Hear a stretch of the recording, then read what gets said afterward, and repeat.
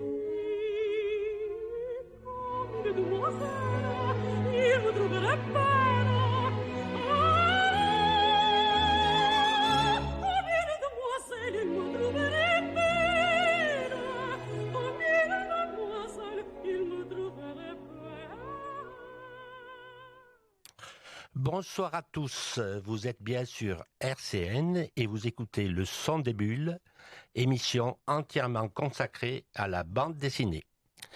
L'émission d'aujourd'hui sera consacrée à notre ami Charles Ancet, qui étant malade ne pourra pas être présent parmi nous, mais rassurez-vous, un bon professionnel qu'il est, il nous a envoyé sa petite participation. Comme chroniqueur aujourd'hui, j'ai Olivier. Bonjour Olivier. Bonjour à toutes et à tous. J'ai Anne-Marie. Bonjour Anne-Marie. Bonjour les gars. Et nous avons un invité, Francis. Bonjour Francis. Bonjour à toutes et à tous. Au programme de ce jour, en plus des rubriques habituelles, nous avons 3 temps forts. Le premier temps fort, c'est nous sommes allés rencontrer à la parenthèse Barral, Nicolas Barral, pour un livre qui vient de sortir sur un air de fado chez Dargaud. Le deuxième temps fort, ce sera Lorraine Cœur d'Acier, un album de Tristan Till et de Vincent Bailly qui vient de sortir chez Futuropolis. Donc là, on ira faire un petit tour du côté de Longwy. Ensuite, nous aurons 1871, 2021, ça doit faire 150 ans. À peu près. À peu près ça. On calcule bien, oui. Donc, nous fêterons les 150 ans de la Commune de Paris, avec la présentation de 3 ouvrages. Commençons donc par Barral à la parenthèse, sur un air de fado. Donc avec Olivier, nous avons été rencontrer Nicolas Barral, qui très gentiment a bien voulu répondre à nos questions. Nous sommes à la parenthèse, que nous remercions particulièrement de bien vouloir nous accueillir. Monsieur Barral, merci de nous accorder cette interview à l'émission Le Son des Bulles diffusée sur RCN. Sur un air de fado se déroule au Portugal. Pourquoi ? C'est parce que ma femme est d'origine portugaise. Voilà, et donc je me suis senti un peu obligé quand même de m'approprier cette culture dont j'ignorais à peu près tout, mais qui allait devenir la deuxième culture, et le Portugal la deuxième patrie de mes enfants. Et donc c'était obligatoire pour moi d'en passer par là, mais ça a été un plaisir. Ma femme m'a fait découvrir des auteurs, en particulier Antonio Tabucchi, alors qu'il n'est pas portugais, qu'il est italien, mais qui lui aussi avait épousé une portugaise, figurez-vous. Et donc il a écrit un roman au mi-temps des années 90 qui s'intitule Pereira prétend. J'ai lu ce roman, et ce roman traitait de la dictature, traitait d'un personnage finalement qui ne prend pas position. Ça se passe au début des années 30, le Estado Novo vient de s'installer, et lui il est veuf, et il est perdu dans ses souvenirs, et il passe complètement à côté de ce qui est en train de se passer, et donc de l'instauration d'un régime autoritaire, répressif. Et ce livre me renvoyait à un questionnement, enfin une question qu'on devrait tous se poser, c'est celle de savoir ce qu'on ferait nous. Et donc sur un art de fado, c'est une manière pour moi de réfléchir à voix haute pendant 150 pages à cette question, en mettant en scène un personnage, en l'occurrence mon personnage est médecin, et un médecin, par définition, ça soigne tout le monde, y compris les agents de la PID, les agents de la police politique. Et ce médecin va être confronté à cette question de l'engagement. Et ce livre raconte la lente délibération intérieure de quelqu'un qui va mener donc cette délibération intérieure à l'engagement. C'est votre premier album en tant que scénariste et dessinateur. Pourquoi ne pas l'avoir fait plus tôt ? J'avais rencontré à Angoulême un prof qui enseignait à l'école de bande dessinée, à qui je m'étais confié. J'étais très très jeune, j'avais 22 ans, de mon souci de raconter mes propres histoires, et je lui avais demandé s'il avait des ouvrages à me conseiller, des ouvrages pour apprendre à écrire des histoires.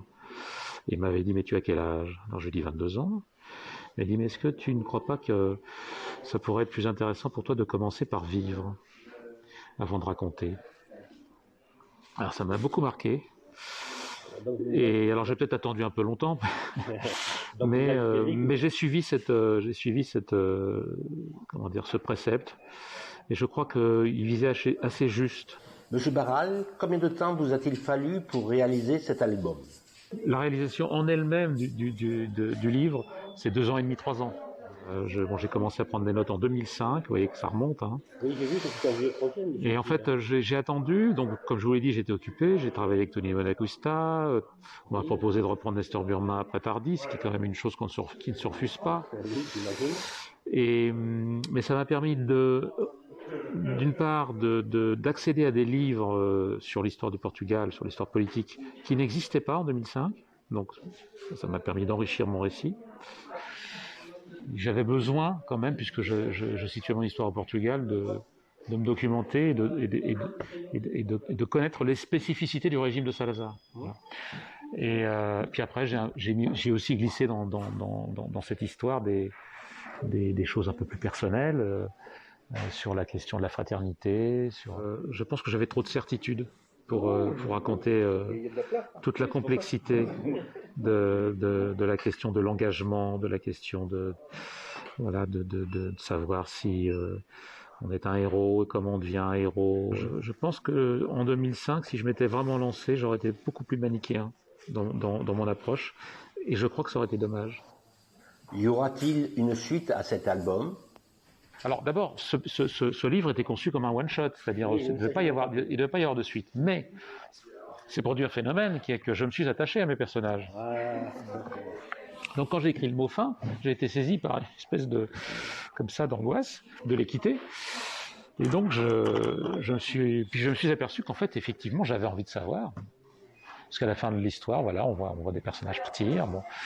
Mais où vont-ils aller? Que vont-ils devenir? C'est une question quand même qui mérite réponse. Donc oui, j'ai commencé à d'abord me réalimenter en données historiques, puisque je souhaite raconter la suite de l'histoire. Donc la suite de l'histoire, ça va peut-être être par exemple la Révolution des œillets. Et donc il faut que je me documente.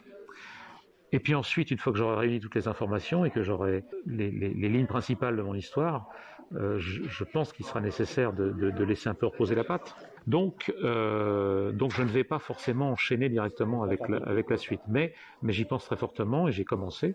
Monsieur Barral, nous vous remercions de nous avoir accordé cette interview et nous espérons avoir l'occasion de vous revoir. Oui, c'était pour Olivier et moi un instant très agréable de rencontrer Barral. Belle rencontre, hein. Oui, une belle rencontre, de discuter avec lui. Et son livre que nous avons lu est vraiment un livre très fort, donc on vous le conseille vivement. Moi, je continuerai juste un petit complément, puisque je viens de le lire. On a vraiment envie d'avoir une suite. Oui. C'est rare que des fois, quand il y a des suites, c'est un peu lassant, mais là, j'ai envie d'avoir la suite. Oui, et c'est vrai que ces personnages sont attachants. Tu as envie de savoir ce que sont devenus ces personnages. Ouais. Très Ça bien. va se faire, hein, je pense, hein, Ah. parce qu'il Il nous l'a il a dit. vraiment commencé, je crois. Voilà. Mm. Olivier, Oui, à main présent. nue de Leïla Slimani, de Clément Aubry. Voilà, à main nue. Donc, Suzanne Noël, à main nue, hein, pour le titre complet. Donc, sur un scénario de Leïla Slimani et un dessin de Clément Aubry. Mais qui est donc cette Suzanne Noël? C'est quelqu'un qui est né en 1878, et là je suis en train de penser que c'est pas très loin après la Commune finalement, hein.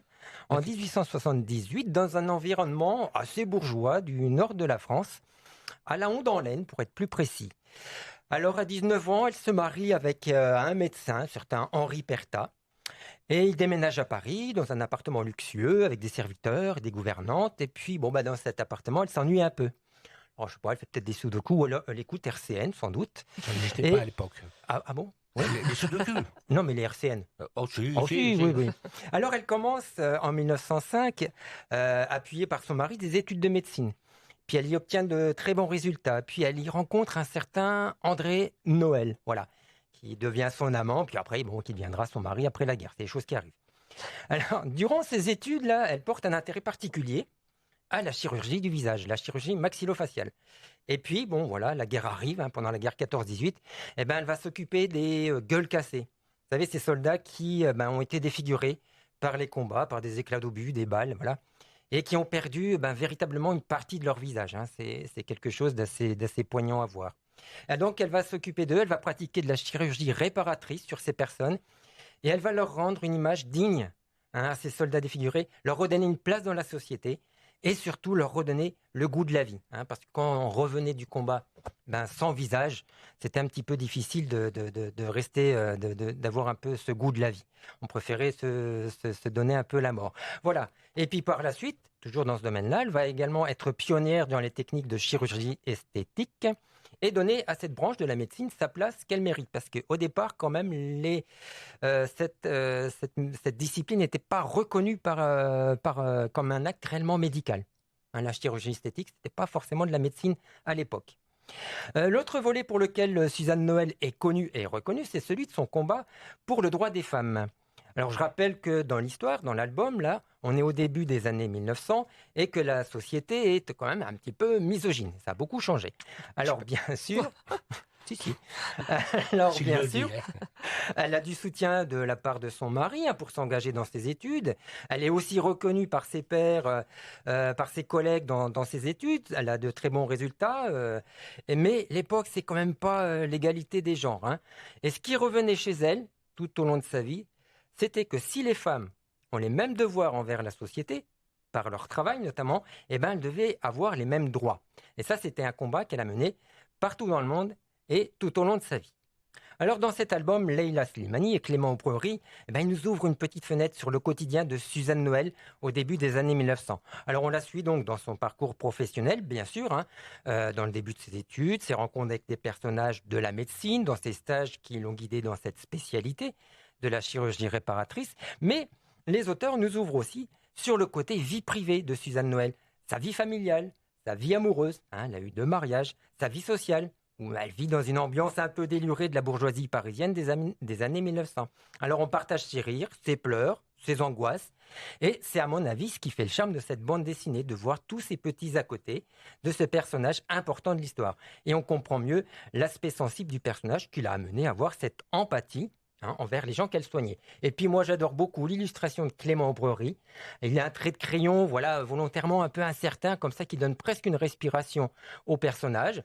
Les couleurs qui ancrent l'histoire dans son époque, c'est des tons un peu sépia, comme ça, un peu des débuts du siècle, des cases pas très droites, des petits débordements, etc. Et puis voilà, pour Leïla Slimani, ce sont les premiers pas dans la bande dessinée. Elle est plus connue pour ses publications littéraires, hein, ses prises de position, notamment en faveur du droit des femmes. Et pour cette première BD, moi, je trouve que c'est assez réussi. Parce que les différents aspects de la vie de Suzanne Noël, professionnelle, familiale, intime, etc., c'est bien équilibré. Et ça donne du coup un rythme agréable à la lecture.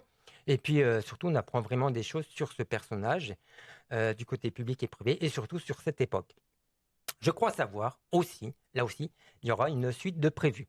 Et donc, si vous aimez ce genre de littérature un peu historique avec des personnages assez forts, eh ben, rendez-vous dans votre librairie préférée ou votre bibliothèque, bien sûr. Rendez-vous est pris. C'était une super BD, je la conseille aussi. Et je te rejoins complètement. C'est quelque chose de complet et qui montre tout un environnement. Pour rappel, toujours la caution féminine de l'équipe, les femmes à la guerre de 14 ont eu beaucoup d'actions, et notamment en médecine. Il y a eu aussi Marie Curie à cette époque-là, avec les premières radios. Donc voilà, je ne vais pas faire trop long, mais... qu'est-ce qu'on fait heureusement que vous avez eu les femmes. Bien sûr. Et puis là, c'est surtout cette empathie qui a fait beaucoup de bien. Nous allons faire une pause musicale qui en même temps va annoncer les 2 rubriques suivantes. Alors nous allons écouter La commune est en lutte de Jean-Roger Cossimon et Philippe Sard, chanté par Dominique Grange. Dominique Grange étant la compagne de Tardy.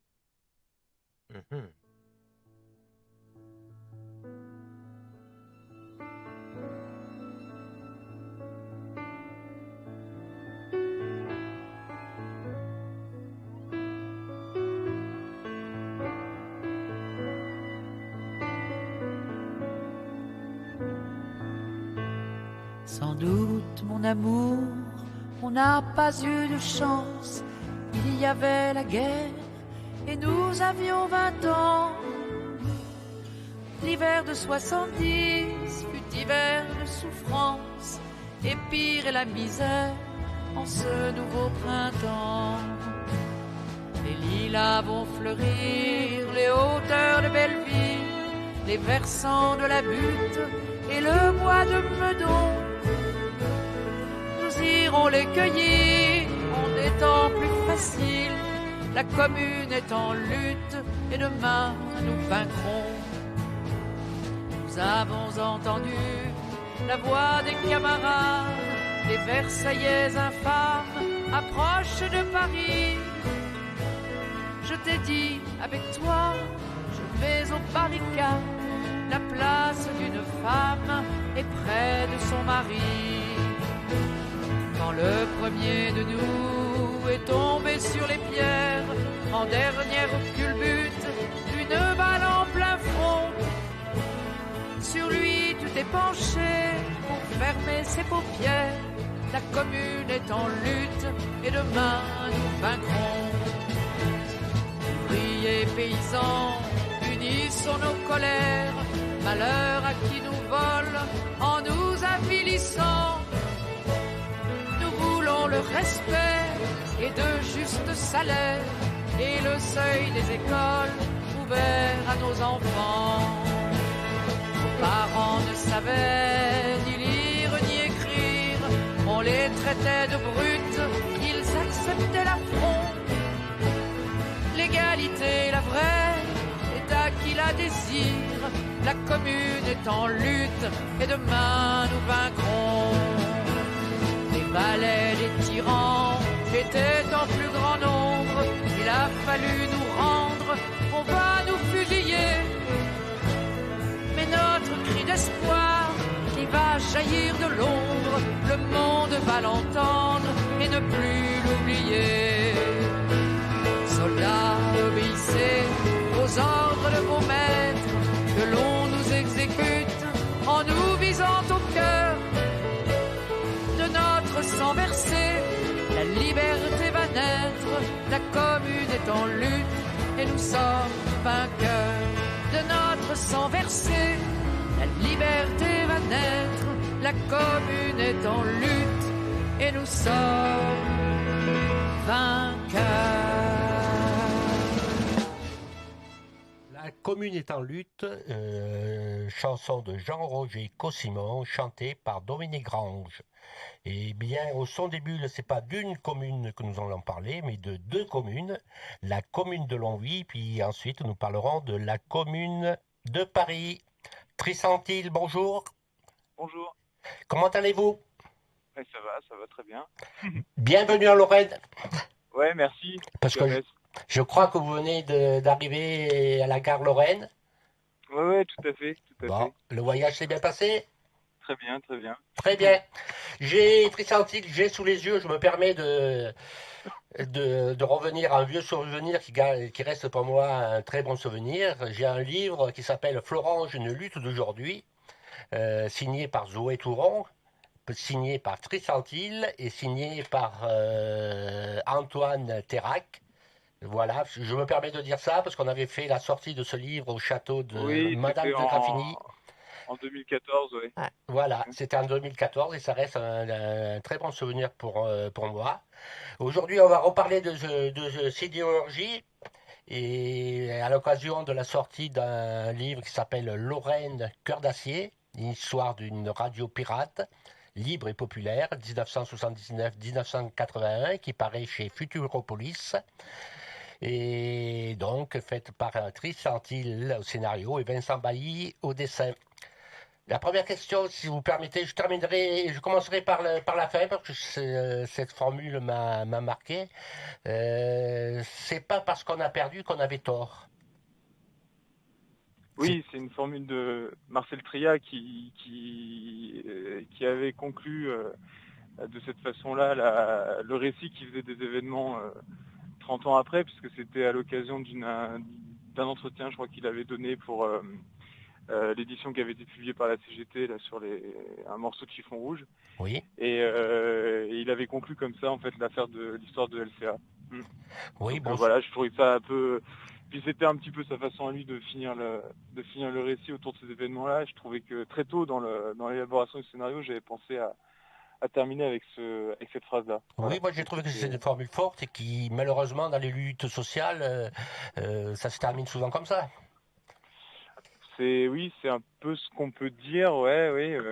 Je sais pas si on peut en faire une généralité, mais oui, en tout cas.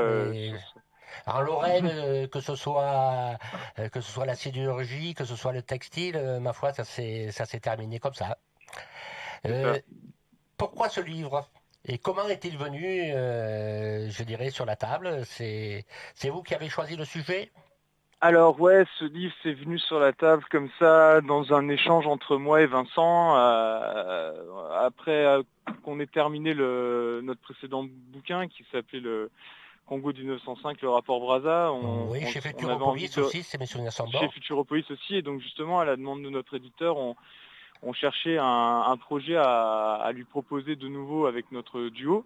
Oui. Et Vincent s'était installé à Longwy, il est nancéen de naissance, enfin pas tout à fait de Nancy, mais disons, je crois de Saint-Nicolas, enfin bref, peu importe, et il habite aujourd'hui à Longwy, il avait envie de faire quelque chose sur la région, et puis du tac au tac, je lui ai dit, bah écoute, ouais, t'es à Longwy, Lorraine Cœur d'Acier, ça me semble assez une évidence, quoi. Et puis c'était un sujet qui me travaillait depuis quelques temps déjà, non pas forcément de faire quelque chose sur Lorraine Cœur d'Acier, mais d'aller retrouver ces gens qui avaient participé à cette radio à l'époque et que j'avais pu éventuellement pour certains déjà croiser auparavant lors de mes différents travaux sur la sidérurgie lorraine pour faire court.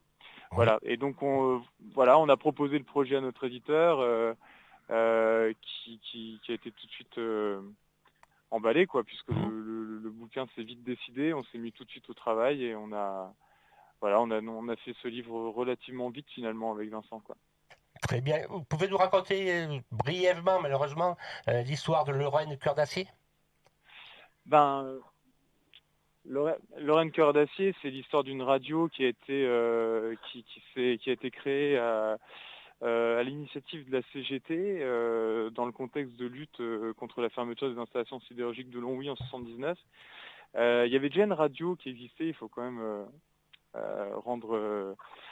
dire toute la vérité dans ces histoires-là, et il y avait déjà une radio qui existait, qui avait été lancée par la CFDT, qui s'appelait... Voilà, pas en concurrence syndicale. Ouais, c'est ça, et donc, alors je sais pas si la CGT a voulu faire une radio parce que la CFDT en avait fait une, mais toujours est-il que SOS Emploi était assez active. Malheureusement, elle n'avait pas les moyens qu'a mis la CGT, en fait, notamment pour émettre, quoi, et c'était beaucoup plus sauvage et pirate que n'a été LCA.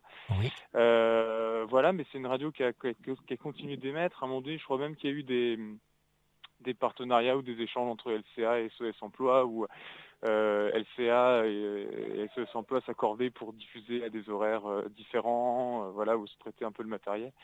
Enfin, toujours est-il qu'en mars 79, la CGT crée donc cette radio. C'est Michel O'Neill, donc le secrétaire général de l'union locale de la CGT en Meurthe-et-Moselle-Nord, donc à Longwy, qui s'en est occupé. Ils ont mis sur le coup donc 2 journalistes professionnels, Marcel Treillat et Jacques Dupont, et des moyens assez conséquents, c'est-à-dire un gros émetteur qui permettait d'arroser tout le bassin et bien au-delà, puisqu'à un moment donné, la radio était même audible jusqu'à Reims et Strasbourg. Oui, C'était quand la même un CGT rayon donc avait même très, mis très, donc très l'émetteur important. sur l'émetteur, il était sur l'église de Longwy, c'est ça? C'est ça. Après, Ah ouais. bon, voilà, il faut de la hauteur, mais il faut surtout de la puissance, quoi. Et donc, c'était des choses qui coûtaient cher, c'était des grosses Oui. installations. Et puis voilà, puis il y avait il faut savoir qu'à l'époque, c'était complètement illégal, en fait, de créer ce genre de radio et puis de diffuser, Oui. parce que c'était un monopole d'État. Et, Les radios et libres donc, ont toute été la légalisées. population de Longwy protégeait un petit peu ces installations, ce qui fait que pendant des mois et des mois, sur toute la durée de la radio, la police ne pouvait pas intervenir et démonter les installations, quoi. Donc voilà un petit peu. Et donc cette radio-là, pour finir sur l'historique, elle est née donc le 17 mars 79. C'est la première émission de LCA qui a été créée initialement au départ pour préparer la grande marche sur Paris des sidérurgistes qui avait rassemblé plus de 100 000 manifestants et qui devait se dérouler le 23 mars. Donc ça s'est fait un petit peu en vitesse comme ça pour que la radio soit prête à ce moment-là. Et puis finalement, c'était une séance qui a duré presque 1 an et demi, quoi. Voilà. Oui, mais je crois savoir que les relations entre la CGT et Radio Cœur d'Acier se sont très vite un peu compliquées. Ben ça s'est dégradé. Disons que la CGT au début on était plutôt d'accord avec le concept d'ouverture de Lorraine Cœur d'Acier. À l'époque, c'est Georges Segui qui est le chef de tout ça, et ils sont dans une logique plutôt d'ouverture. Donc au début ça va, mais c'est vrai que la radio a complètement échappé au contrôle de la CGT dans le sens où la population se l'est vraiment appropriée. Les 2 journalistes Dupont et Treillat en ont fait vraiment une radio libre, quoi, avec une parole libre et puis pas seulement syndicale ou de lutte. Et puis effectivement, vers la fin, c'est la CGT qui va en fait couper les vivres à LCA en ne versant plus les salaires aux journalistes. Alors, ils vont continuer quand même à pouvoir réunir de l'argent. Ils vont créer une association qui s'appelait les Amis de Lorraine Cœur d'Acier, qui, via la vie ouvrière, finançait les moyens nécessaires à la poursuite de la radio. Et puis finalement, la CGT a vraiment mis un coup d'arrêt à la fin, et en reprenant en main l'antenne, et qui a été démantelée 1 ou 2 mois plus tard, je crois. D'accord. Voilà. Un petit mot peut-être sur Marcel Treillat, que vous avez connu et qui malheureusement vient de décéder il n'y a pas très longtemps. Ouais, alors Marcel Treillat, c'était vraiment un journaliste très engagé à gauche, communiste, qui était dans un petit peu dans tout un tas de combats dans ces années-là, qui a déjà 40 ans au moment où LCA se monte. Donc c'est déjà quelqu'un qui a déjà pas mal d'expérience, contrairement à Jacques Dupont, qui est plutôt un jeune journaliste à l'époque, parce qu'il il est dans la vingtaine. Et voilà, Marcel Treillat, c'est quelqu'un que moi j'aimais beaucoup, qui a fait aussi pas mal de documentaires, du grand reportage bien sûr, mais beaucoup de documentaires, et à qui je pensais beaucoup même avant de le rencontrer, quand moi-même j'ai commencé à faire des films documentaires dans les vallées de Florange, Gandrange, etc. Toutes ces vallées en Ange là. Oui, la vallée des Anges. Ouais, et donc voilà, moi j'étais très heureux de le rencontrer autour de ce projet-là. C'était une rencontre assez chouette, quoi. Et puis voilà, il est décédé en septembre. C'était un petit peu triste parce qu'on était en train de commencer à vraiment discuter ensemble de l'écriture de la préface, etc. Et puis je pense pas qu'il ait eu le temps de vraiment voir le boulot qu'on avait fait, parce que Oui, il n'a pas vu le livre fini alors. non, il n'a pas vu le livre fini. Vincent, on a fini les planches justement en septembre. Voilà. D'accord. Donc moi j'avais envoyé une partie de la bande dessinée, je pense un petit peu avant l'été. Il devait y en avoir les 3/4 ou un peu plus, quoi. Mais voilà. Et du coup, on devait se revoir, mais puis après, il y a eu ces histoires de Covid, de confinement, etc., qui ont fait que ça n'a pas été possible ou qu'on a dû toujours reporter les moments où on devait se retrouver, mais enfin voilà quoi. Donc c'est pour ça que évidemment le livre lui est naturellement dédié. Oui, vous avez choisi, c'est pas tellement une question, c'est plutôt une affirmation, mais vous allez pouvoir rebondir. Plutôt que de faire un livre didactique dans lequel vous parliez que de Lorraine Cœur d'Acier, vous avez raconté cette histoire par le prisme d'une famille. Ouais, j'ai Et choisi. moi, je trouve, et je vous laisse parler, je trouve que ça apporte un sens, c'est beaucoup plus fort. Eh ben merci, c'est bien si ça a marché. C'est vrai que l'idée c'était pas forcément de faire une bande dessinée qui soit documentaire complètement réel, enfin voilà, avec que des personnages réels. Et parfois la fiction rend plus efficace le récit ou en tout cas ce qu'on a à dire sur telle ou telle chose. Moi j'ai choisi d'utiliser des personnages de fiction pour aborder cette histoire-là. Alors évidemment, on va séparer les deux. Il y a évidemment une partie très très très documentaire qui est toute la partie évidemment de l'histoire de la radio, des émissions de radio, tous les passages qui mettent en scène des moments de radio sont en fait directement pris ou un peu remaniés bien sûr pour l'adapter à la bande dessinée, et au dialogue dans des bulles, mais on est quand même dans quasiment du verbatim d'extraits choisis dans les archives de Lorraine Cœur d'Acier. Voilà, les émissions sur les femmes, les émissions La parole aux immigrés, les émissions passé-présent, etc. Toutes ces émissions-là qui existaient et qui donnaient la parole aux gens sont vraiment reprises sont inspirées des archives, sont tirées des archives. Et après, autour de ça, autour de la radio, sur toute la vie qui se passe autour de la lutte, dans le bassin de Longwy, etc., j'ai choisi de mettre en scène une famille, enfin, surtout le personnage du père qui s'appelle Eugène, un fils qui s'appelle Camille, C'est ça. et puis le copain de Camille qui s'appelle Ismaël, et qui sont voilà, et pour montrer un petit peu ces deux générations-là et ce conflit qui peut exister entre elles dans ce moment de rupture assez caractérisé que sont la fin des années 70, début 80, dans ce milieu-là, donc ouvrier, et puis dans un moment politique aussi assez où il y a où de grands changements sont en train de s'opérer, quoi.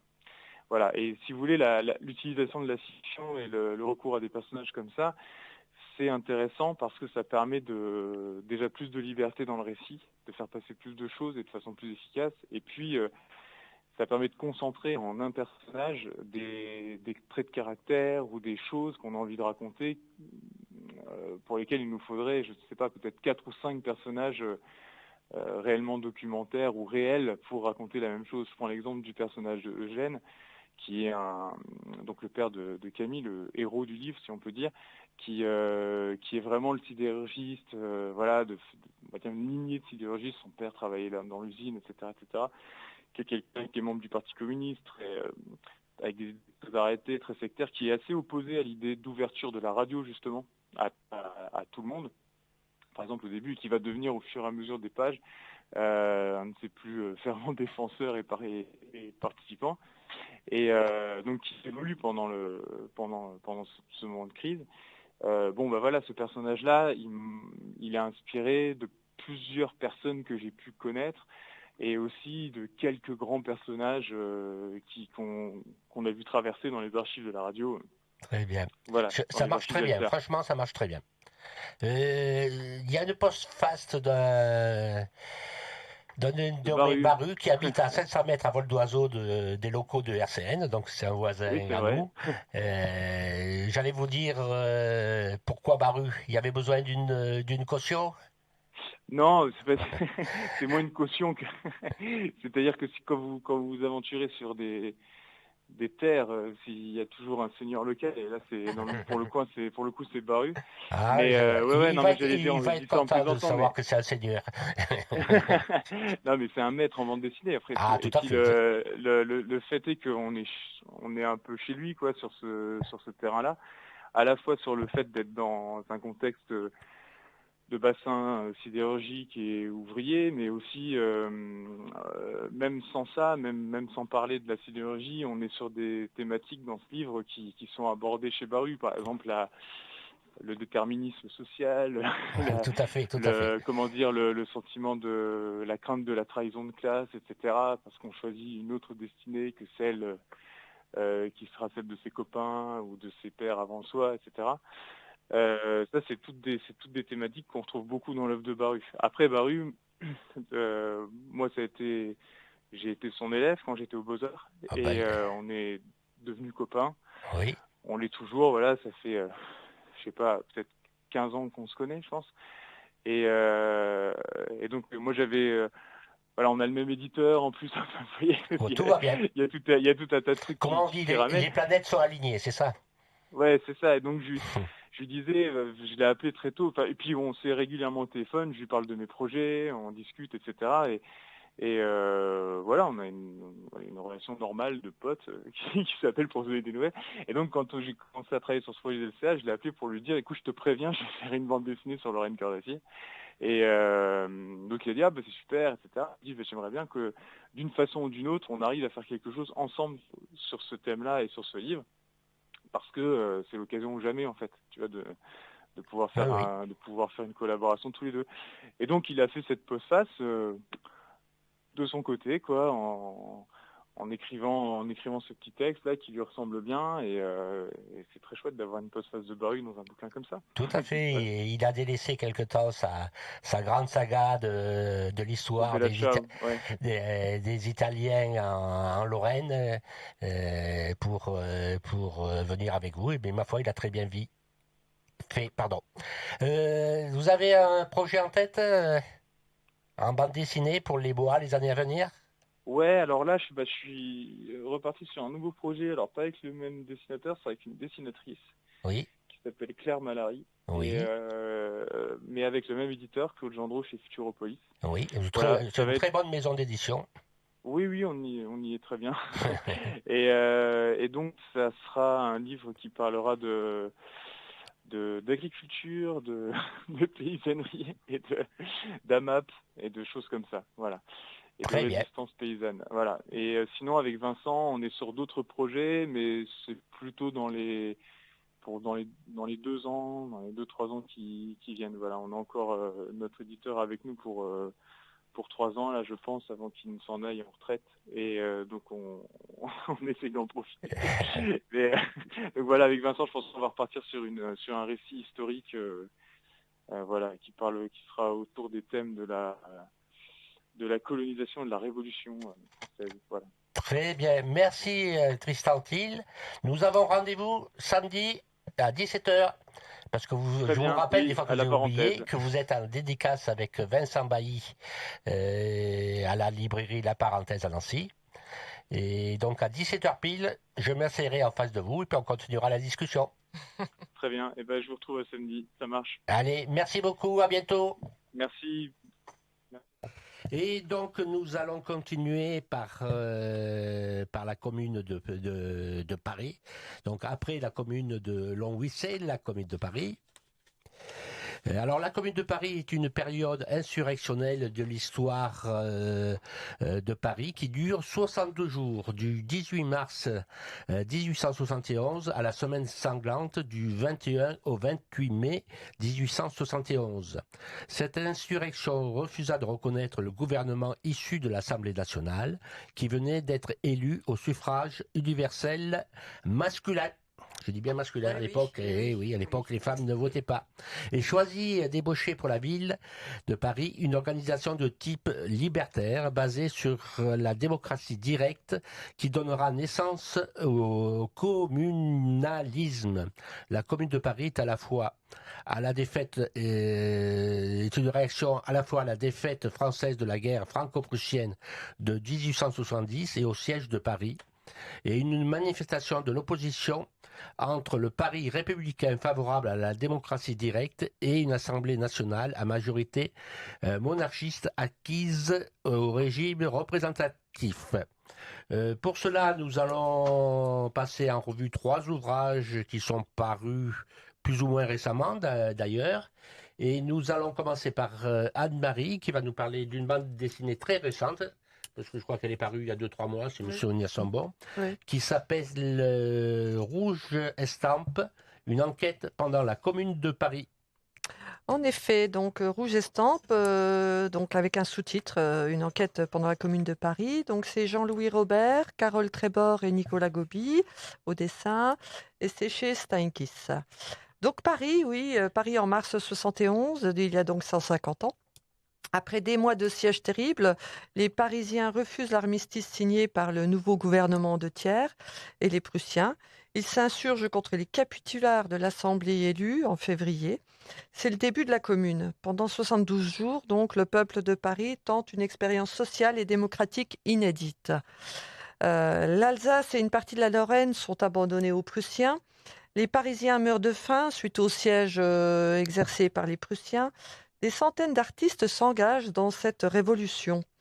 8 ont été membres élus à la Commune et beaucoup d'entre eux sont engagés dans la garde nationale. Alors, tout est dans le titre dans cette BD parce que l'enquête, en fait, c'est une enquête judiciaire menée pendant la Commune au cœur d'une désorganisation totale, au cœur d'une violence inouïe. Les Versaillais, donc les capitulars de l'Assemblée, menés par Thiers, n'hésitent pas à lancer l'assaut pour reconquérir Paris, à tirer sur les communards. Il n'existe aucune règle. Thiers fusille les prisonniers et les torture. C'est vraiment horrible. Les Parisiens, menacés par la faim, le froid, par les canons, par les fusils de l'armée, sont contraints de se nourrir de rats. Les ateliers sont fermés, les bourgeois ont fui, il n'y a plus de travail, plus à manger, on brûle les meubles des maisons abandonnées, on réquisitionne les logements vides pour fournir des abris. Et au centre de ce désastre, des crimes horribles sont perpétrés avec une mise en scène diabolique. Et c'est là qu'il y a toute l'enquête. Raoul Avoire, un artiste graveur, nommé commissaire de la police de quartier de Plaisance, mène l'enquête et se fait aider par Auguste Braquemont, un peintre graveur proche de Manet. C'est Auguste qui a introduit dans le cercle artistique de l'époque le japonisme en France, d'où les estampes. Et c'est grâce à lui que Raoul a accès aux informations sur les fameuses rouges estampes. Une intrigue policière, un point de vue sur la Commune, cette BD met la lumière sur une période trouble de l'histoire de la France. Une BD assez volumineuse, 117 pages, parsemée d'images d'époque, d'affiches de propagande, des pleines pages qui nous plongent 150 ans en arrière, du noir et blanc pour l'historique, du rouge sang pour les moments forts en émotion. Donc un petit mot sur les auteurs. Donc Jean-Louis Robert est un professeur émérite d'histoire contemporaine, donc qui était là pour tout le côté historique. Carole Trébor, donc est docteur en histoire, mais écrivaine et scénariste. Nicolas Gobi, donc le dessinateur, italien d'origine, mais qui vit à Paris depuis 2016. Donc c'est une très très belle BD qui pour ceux qui aiment le polar, peuvent être très intéressés. Pour ceux qui aiment l'histoire, peuvent être très intéressés aussi. Il y a les deux versants très riches. Je confirme, c'est vraiment très bien fait et ça se lit très facilement. Oui. Pour ceux qui aiment les polars et l'histoire, c'est parfait. Alors. Voilà. Ouais. Donc tu pars avec? Oui. Voilà. Ah bah non. C'est Francis. C'est Francis qui part avec. Chacun son tour. Deuxième. Merci Anne-Marie. De rien. Donc nous allons écouter Charles. Charles, que je suis sûr qu'il nous écoute, on le salue et on lui dit « Reviens-nous vite Charles, tu nous manques !» Soigne-toi bien Charles. Reviens, Charles. Les damnés de la Commune a de inspiré Raphaël des chefs-d'œuvre. Messin. On songe à la magnifique chanson de Jean Ferrat, à la trilogie des communards de Wilfrid Lupano, et bien sûr à l'adaptation par Jacques Tardy du roman de Jean Vautrin, Le cri du peuple.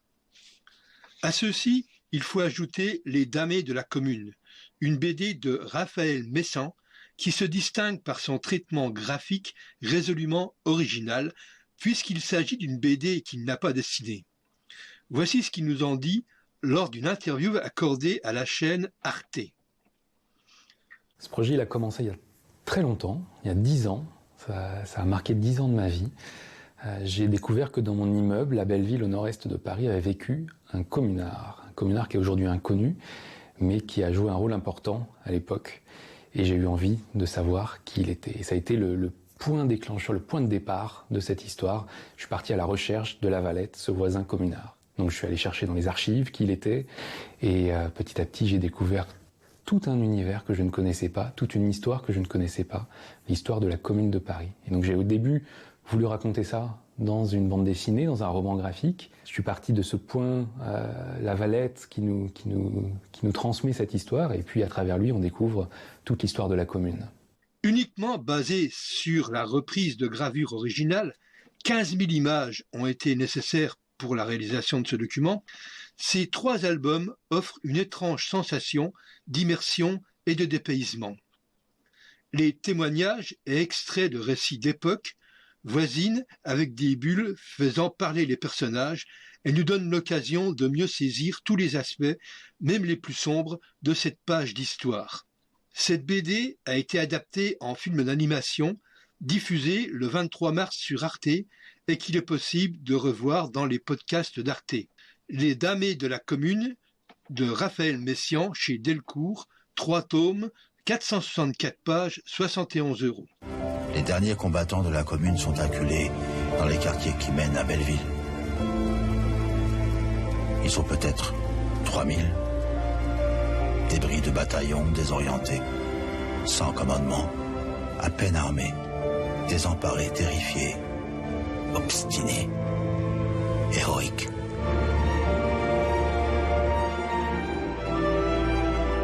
Cette évocation d'un film produit à la suite d'une publication d'une BD me pousse à abuser du temps de parole qui m'est imparti pour parler d'un autre film produit à partir du travail d'un dessinateur, et pas des moindres, puisqu'il s'agit de Jacques Tardy, dont l'univers graphique est mis en mouvement dans Avril et le monde truqué, un film d'animation franco-belgo-canadien de Frank Henskissi et Christian Desmarais. Mais quel rapport ce film a avec la Commune, me direz-vous? Eh bien, tout simplement, il s'agit d'une histoire qui se passe au temps de la Commune si elle n'avait pas existé.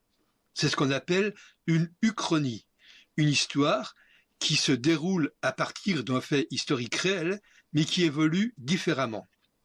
Dans ce film, Napoléon III ne fait pas la guerre pour sauver son régime, et la lignée des Napoléons, 4, 5, 6, 7, va continuer à régner sur la France. Pour ceux qui préfèrent le papier à la pellicule, les éditions Casterman ont édité un superbe livre dans lequel nous pouvons retrouver les planches originales de Tardy pour concevoir l'univers graphique de ce film, ainsi que les dessins des storyboards qu'il a effectués pour cette production. C'est l'histoire d'un monde truqué chez Casterman, 134 pages, 25 €. Et Avril le monde truqué, grand prix du film d'animation du festival d'Annecy 2015, est un DVD disponible chez Studio Canal. Merci Charles, et ne nous fais pas d'autres impairs. Le mois prochain, tu seras ici. Olivier, un monument, le cri du peuple de Tardy. J'ai cru que c'était moi le monument. Ça aussi. Aussi, c'est gentil. Merci beaucoup. Alors, le Cri du Peuple. Alors, à la base, le Cri du Peuple, c'est quand même un journal quotidien fondé par Jules Vallès et Pierre Denis en février 1871. Alors, on va pas en parler là, mais allez sur le site de Gallica parce qu'il y a tous les numéros, tous les exemplaires qui ont été numérisés. Et franchement, c'est formidable. On vous mettra le lien sur la page Facebook. Eh oui, la page Facebook. Ensuite, à la base, c'est un roman de Jean Vautrin, paru en 2001. Et c'est ce roman que Tardy a illustré. Bon, entre Tardy et Vautrin, c'est une vraie histoire d'amitié. Hein. D'ailleurs, Jean Vautrin, dans la préface, il dit « Ainsi savais-je », alors je prends une voix comme ça, je ne sais pas s'il parle comme ça, hein. « Ainsi savais-je, depuis la parution du Cri du Peuple, que Tardy, mon ami, mon frère, était l'homme providentiel pour donner vie, force, gouaille, courage et dignité à ceux qui avaient trouvé leur destin au bout des barricades. » Une petite précision, Jean Vautrin, c'était un voisin parce qu'il était de Pagny-sur-Moselle. D'accord, il parlait comme ça? Je sais pas. Le Cri du Peuple, c'est une intrigue policière qui se déroule pendant les événements de la Commune de Paris. Et c'est sur cette enquête que l'on va vivre de l'intérieur le quotidien des communards. Bon, alors ça commence gentiment par la découverte du cadavre d'une femme au pont de l'Alma. Un meurtre abominable, une femme battue, éventrée, on retrouve dans sa main Un œil de verre, symbole d'une bande de malfaiteurs ou de canailles qui règnent sur Paris. Bon, l'enquête est menée par l'inspecteur Mépluché, un personnage genre Maigret ou Derrick, vous savez, un peu pas trop dans l'action, mais plus dans la réflexion quand même. Et quand on lit, alors, je fais le pari, quand vous le lirez, je suis sûr que vous aurez la voix de Jean Gabin dans la tête. Mais c'est son second à la criminelle, un certain Horace Grondin, j'adore les noms, moi, qui va être le fil rouge de l'intrigue. Un personnage un peu complexe, avec une gueule taillée dans le roc. Son obsession, c'est de venger sa fille adoptive, massacrée 20 ans auparavant, et un assassinat qu'il attribue à un certain Antoine Tarpagnan. Antoine Tarpagnan, qu'on découvre sur la butte Montmartre le 18 mars, dans son uniforme de capitaine de l'armée. Et là, il fait face à la foule, venus en découdre, au moment où ils veulent reprendre les canons qui sont sur la butte Montmartre. Et lui, au moment où il reçoit l'ordre de tirer par un général qui se trouve à l'arrière, assez loin des l'arrière, les généraux. Voilà. Et là, hop, il reçoit l'ordre de tirer, et puis Tarpagnan, il dit à ses soldats, non, baissez les armes. Et là, il devient un héros du peuple, un symbole de fraternisation entre les simples soldats et le peuple de Paris qui vit dans une misère lamentable. Et là, dans la foule, il y a une femme qui fait face à Tarpagnan et qui commence à chanter en ouvrant son corsage. Je vous le fais, en ouvrant et en affrontant seins nus les soldats. Et alors, du coup, Tarpagnan il tombe dingue amoureux de cette femme qui s'appelle Gabriella Pucci, dit la Cafcongue, et qui est la favorite d'Edmond Trocard, dit la Joncaille, le chef d'une bande de malfrats de Paris. Bon, là, forcément, ça va se compliquer. Bon, vous voyez, l'histoire se tricote ainsi, un personnage en amène un autre, un événement en entraîne un autre, et tout s'enchaîne de cette façon à un rythme assez soutenu. Et l'intrigue va s'étirer, donc, du coup, pendant les 2 mois de la Commune, et ça va nous permettre de connaître le Paris de l'époque et de vivre les événements qui vont bouleverser durablement le paysage politique de la France. Bon, c'est tout en noir et blanc, ne cherchez pas les couleurs, il n'y a même pas de gris, et pourtant, les dessins, ils ont une puissance narrative, mais extraordinaire. Bon, par exemple, dans les grandes cases, qui font parfois une double page, on arrive presque à entendre la ferveur du peuple, la déflagration des chasse-peaux, ça c'est les fusils de l'époque, les cris des mourants, le bruit des sabots sur les pavés, les aboiements des chiens. Ah ben non, parce qu'en fait, les chiens, ils avaient tous été mangés parce que tout le monde mourait de faim. Oui. Il y avait même des boucheries canines et félines, je crois. On mangeait tout ce qu'on trouvait. On mangeait tout.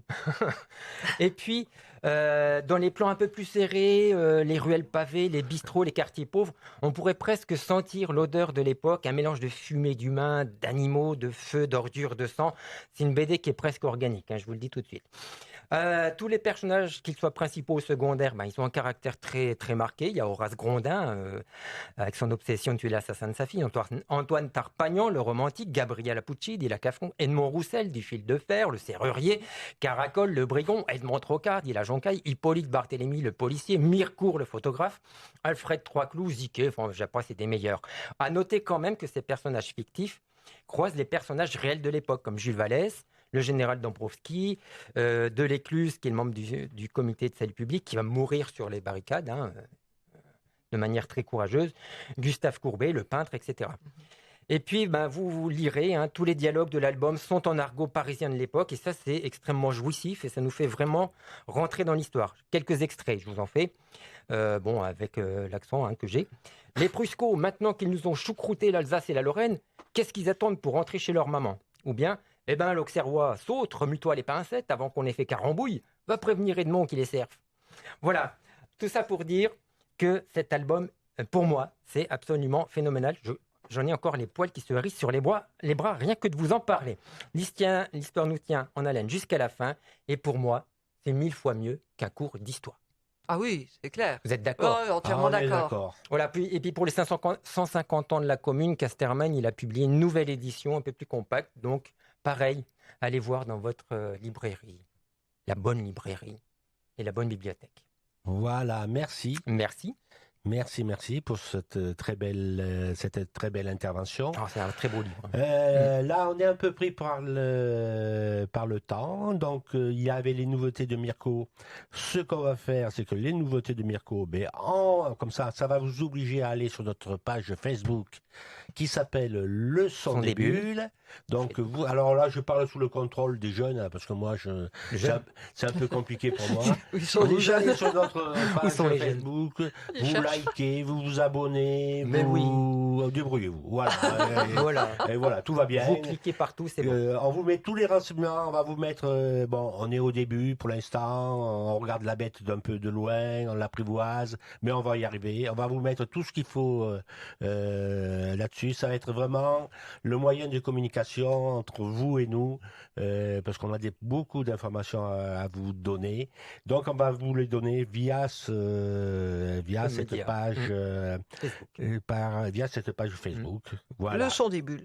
Le son des bulles. Donc, on est à la fin de cette émission. Merci Olivier, merci Francis, merci Anne-Marie.